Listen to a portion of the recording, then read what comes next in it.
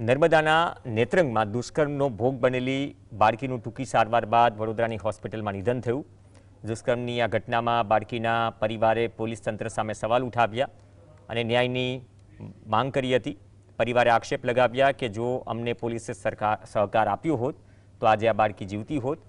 પરિવારે આક્ષેપ લગાવ્યો કે નેત્રંગ પોલીસના જમાદારે ફરિયાદ દાખલ થાય ત્યાં સુધી સિવિલમાં સારવાર નહીં થાય અને પીડિતાને 5 દિવસ બાદ રાજપીપળાની હોસ્પિટલમાં સારવાર અપાઈ। જો કે ત્યારથી વડોદરા લાવવામાં આવી પરંતુ બાળકી જિંદગીનો જંગ હારી ગઈ।